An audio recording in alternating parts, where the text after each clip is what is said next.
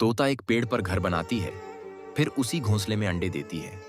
एक दिन एक अंडा नदी में गिर जाता है और बहते हुए बहुत दूर निकल जाता है। फिर वह अंडा मुर्गी को मिल जाता है। मुर्गी अंडे को अपना घर ले आती है। फिर एक दिन अंडे से बच्चा बाहर निकलता है और मुर्गी बच्चे को बहुत प्यार करती है।